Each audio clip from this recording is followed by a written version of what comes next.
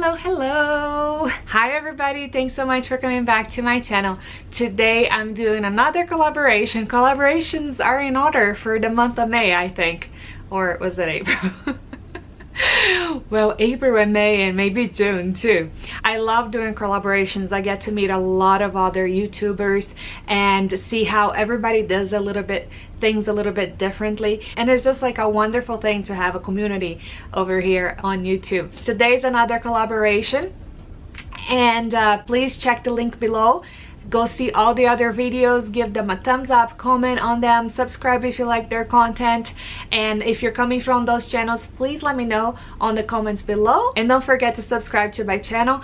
I would love to have you here. Today's video is about the 5 places on our bucket list to visit one day, and my list is a lot longer than 5 places. My dream would be to go to every single place in the world, not just every single country, but like every single little town, little like island, inhabited places everywhere. I would love to go everywhere, and I would even go outer space. So I would go everywhere. I had a hard time narrowing down to the 5 places, but I think I did it. And this list may change because every day I figure out a new place that I haven't heard about, and then I want to go there, you know? So yeah, I keep adding to that bucket list. I always say that I don't have really a bucket list because my bucket list would be just too huge to actually have, you know. But I narrowed it down to 5 places that I would like to visit in my lifetime. So number 1, Maldives. Now, I think Maldives are kind of in the bucket list for a lot of people just because it's a beautiful place, and that crystal clear blue water and white sandy beaches and those bungalows over the water. Oh, it just looks so dreamy. And I wouldn't even go just for like a romantic getaway. I think I would take the kids too. You know, it's just I just want to go and see that beautiful place. And so that would be like a trip that I would probably combine with a safari in the mainland Africa. So like maybe like South Africa or Tanzania or something like that. I would love to do that one day. Number 2, Antarctica. Yes, I would love to go, maybe with an expedition or something like that. And I know it's like really cold. I just want to see icebergs. I want to see icebergs, and I want to see different marine life that you don't get to see every day, and just see like a completely different landscape than what we're used to, and a place that has also not been touched, you know, very much by men. And I love that. I love seeing places that where we have left for the majority of it alone, you know, either because it's a harsh condition or just because we haven't got there, or you know, and for some reason we blessed it by leaving it alone. Number 3, this is gonna sound really weird, but I think some of the places in this list will sound really weird for a lot of people, but Mongolia is on my bucket list, and I would like to go and live with like a family, a nomadic family in the desert, in a yurt, you know, and just see how they live and live like them for a week or 2. And I think that would be a wonderful experience. When I travel, I love to go to places that have a completely different culture than my own, like different language, different like norms, different everything. Like I like feeling uncomfortable actually when I travel, because I learn so much from those experiences, and deep down you kind of learn that people are kind of the same. You know, you may speak a different language, you may look differently and everything, but you are just like the same. And you'd be surprised how well you can communicate with other people and learn about their culture and their customs and how warm people can be even though they never met you. You know. And so I would love to go live in a yurt with a nomadic family in the desert in Mongolia and learn like about their old rituals like falconry and horse herding, and just like how do you actually raise livestock on the go, you know? How do you how are you self-sufficient in those situations?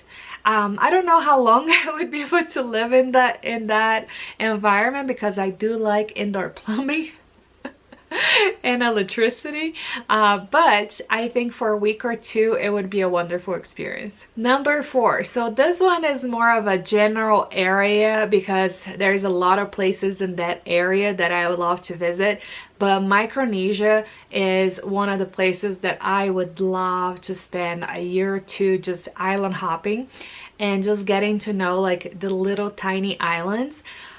We are big scuba divers in this family, and we got certified in Australia in the Great Barrier Reef. We've dove in different places across the world.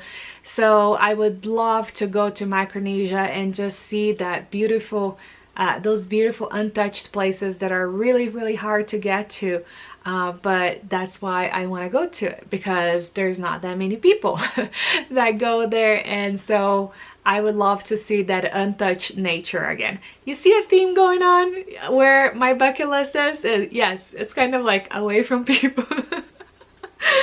I'm not antisocial though, guys. I just like, when I go someplace, I just like peace and tranquility. Alright, the last place on my bucket list is Bhutan. And Bhutan is considered the happiest place on earth.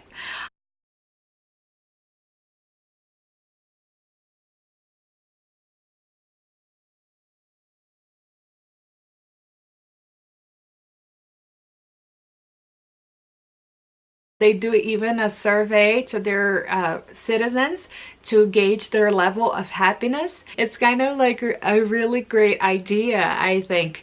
And the king of Bhutan always pays attention to that metric. And I would love to visit Bhutan and see what makes people really happy, you know, because I feel like happiness is something that comes from the inside. It's not something tied to other people or places or material things. So it would be great to kind of see like, what do they consider happiness, right, in Bhutan. One of the things that like we always talk about, my husband and I, when we go on vacations and we visit different places, is that the people with the least seem to be the happiest. I give you an example. Like, we were in Roatan one time and we were driving all through the island, and we went to the farthest point we could drive to by car, and in the island on the side that was like not so inhabited, and we ran across a shack on top of the water, you know, and this family was living there with little kids and everything, and they seemed to have everything. You know what I mean? They were happy. The kids were playing in the yard and everything. They were throwing rocks on the ocean. They had this beautiful ocean in front of them. The house looked like just a shack on the water. But, you know, that means that, like, to me, the happiness doesn't come from anything or anyone. It just comes from being, you know, content with yourself. So I digress. I would love to visit Bhutan. I would love to see how a country that focuses on happiness, how do people live, you know, and how do they see happiness in their own mind. That's it. That's my 5 countries or 5 places to visit in my bucket list. But again, my bucket list is huge, guys. Like, those 5 places are just like a drop in the bucket. I never mentioned on this channel, and I don't know, I don't even know if I should mention it now because I don't want to jinx it. But eventually, my husband and I would love to go all over the world and take a very extended trip. Just go to like different places in the world that we haven't been, and that's on the next, you know, 5-year horizon for us. So I guess I should just mention it briefly here, because if you do like travel, then you should subscribe. In the meantime, there is some travel planned for this year and for next year as well. So make sure that you subscribe and hit the little bell to be notified whenever I post new videos. I am also working on the Hawaiian trip videos, so I should have them in the next week or so once all the collaborations are done. So I hope you liked this video. Please check the ladies below and give them a thumbs up and comment on their videos and subscribe to them. And I'll see you next time.